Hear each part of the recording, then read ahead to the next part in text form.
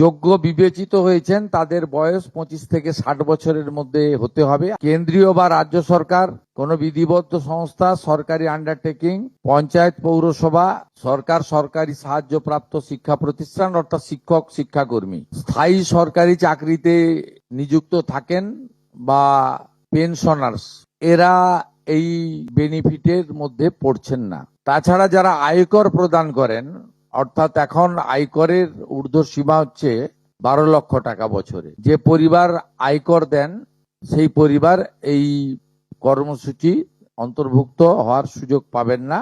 এবং যে মহিলা নিজে 10,000 টাকার বেশি নিজে উপার্জন করেন মাসে, তাকেও এর বিবেচনার মধ্যে প্রাথমিকভাবে আনা হয়নি। কিন্তু এক্ষেত্রে যারা ক্যাজুয়াল কন্ট্রাকচুয়াল মানে বাড়ির পুরুষ মানুষরা, তাদের বাড়ির পরিবারের স্ত্রী বা অন্যরা বিবেচিত হবেন। 25 থেকে 60-এর মধ্যে যারা 3,000 টাকার কম ভাতা পান, ধরুন উইডো পেনশন 1,500 টাকা এই মাস থেকে হয়েছে, গত মাস পর্যন্ত ছিল 1,000 টাকা, তাদেরকে হায়ারটা দেওয়া হচ্ছে, 3,000 টাকাটাই দেওয়া হচ্ছে অন্নপূর্ণা যোজনাতে।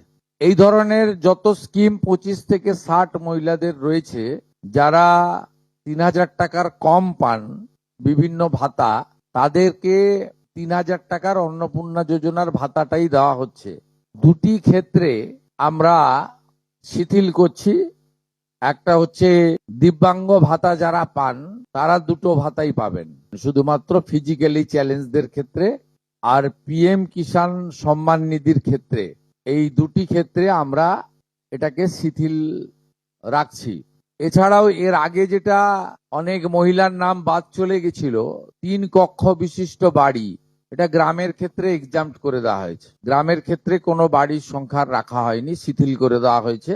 জমির পরিমাণের ক্ষেত্রেও যে 7টি কর্পোরেশন রয়েছে, সেখানে শুধুমাত্র 50 ডেসিমিলের বেশি জমির মালিকানা যারা কর্পোরেশন এলাকা, কলকাতা, হাওড়া কর্পোরেশন এলাকা 7টি, পৌর এলাকা এবং গ্রামীণ এলাকাতে ছাড় দেওয়া হয়েছে জমির পরিমাণের ক্ষেত্রে।